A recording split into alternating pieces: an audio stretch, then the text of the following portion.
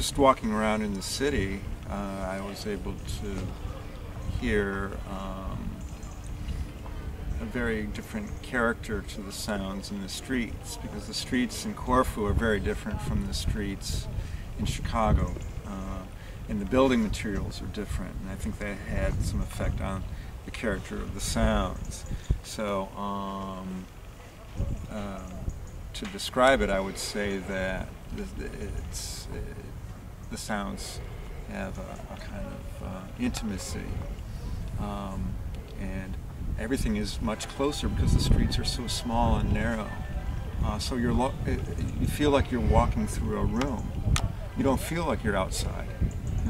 Even when you're outside the building, you're still inside another room because of the close proximity of the walls of one building across the street from the other building. Except for the place where the big open square is. But most of the other streets are very tiny streets compared to what I experienced in Chicago. And small windows on the buildings here in Corfu, whereas in Chicago the windows might be much larger, and also glass. And we don't have in Chicago the large, or we don't have the wooden shutters that cover over that. So what that means is the sounds don't reflect off of these hard, smooth surfaces. Whereas here in Corfu, you might say, without the reflections, everything seems to come to you directly and not be reverberating around in the streets. And then the voices of what people are saying and what they're doing, you know, you're much nearer it. And you don't have as much car traffic.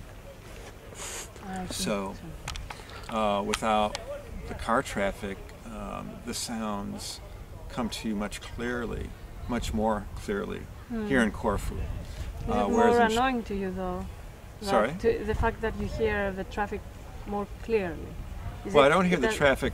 There's not as much traffic because the streets are too small for cars to be going down. Or if there's a car, you can only put one car at a time. But in Chicago we have big wide streets and we have many cars, and they're going very fast. Because of the high speed, it's much louder and it's just more of a constant drone. And then often in Chicago, at least most places I'm in, you know, the very large expressways where the cars are going at high speed are always near or far, but there's that constant drone, and it just kind of creates this acoustic mud throughout the city that here in Corfu I don't hear that at all. So you find it quieter, would you say? Oh yeah. And also, so being so quiet, like sleeping at night, everything gets really quiet, and then any little sound becomes much bigger because of the relative loudness to, you know, almost a completely silent city at nighttime. Early this morning or in the middle of the night, I was awoken by dogs barking, and they were not inside the house, or I'm in a hotel now, but they were just out in the street. So you could hear further? Yeah, and it was very close by, and I can hear a dog barking nearby, and then I could hear it was responding to a dog that was barking from far away. So you have this acoustic horizon that extends much further than you would have in Chicago.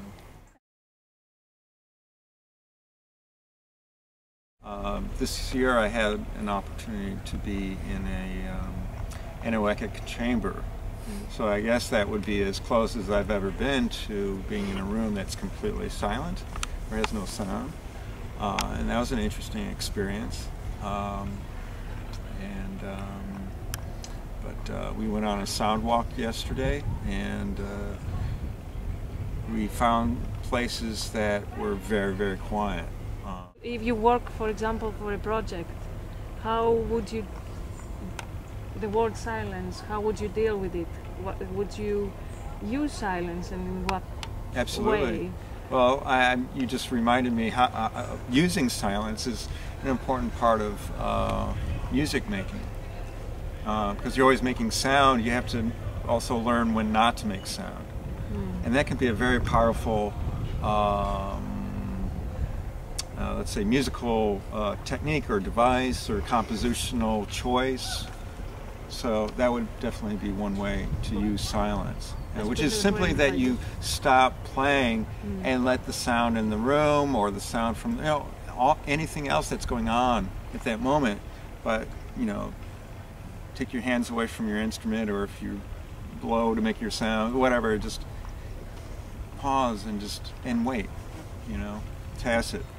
Especially in ensemble. Yeah. So and it's one has to learn to stop, because we're always working to learn how to make the sound, and we sometimes fall into the habit of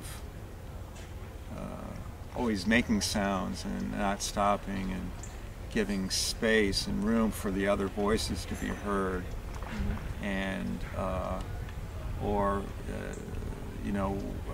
it's easy to become nervous when you're performing, and out of anxiety you keep making sounds. Like some people, out of anxiety, they just keep talking without saying anything, but they just can't stop talking, and it's almost like a nervous symptom of anxiety. And so you just have to relax and make one sound and let it end, and let your audience take it in, and give them a little time to wait. And if they're going, why is he not making the next sound, and give them a little more time and think, okay, what was that last sound? Anyways, maybe let's remember the last sound we heard, and then let them digest it a little bit, and then move on, and so this kind of pause creates a little bit of makes people feel a little bit awkward sometimes as well. You can take it to that point, and there's that point. It's like how far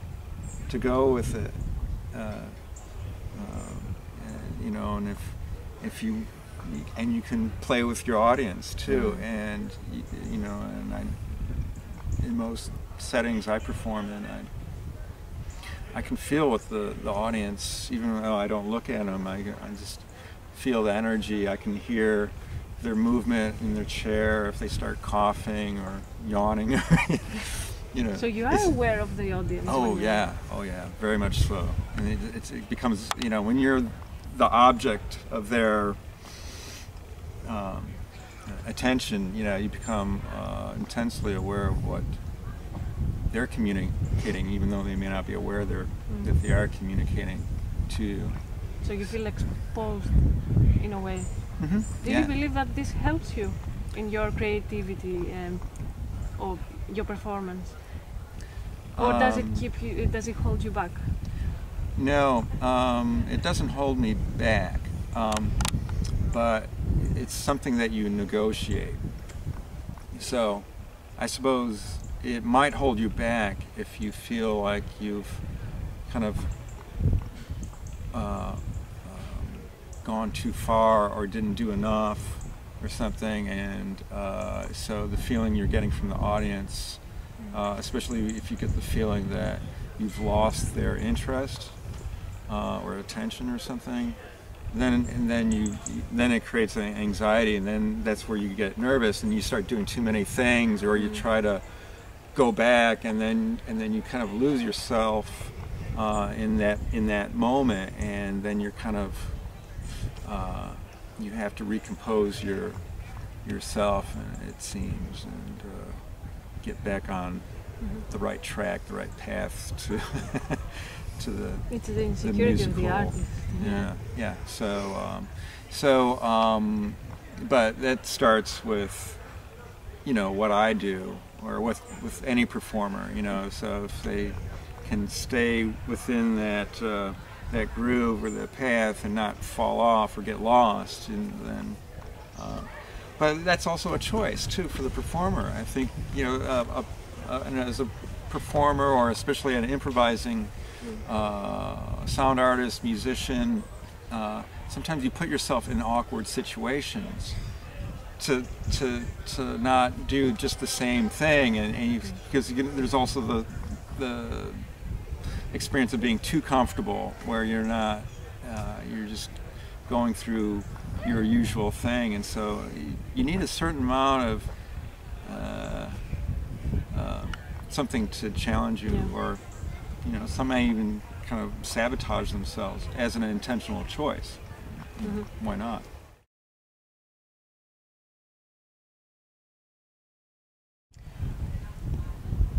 I feel that there is something that is lost.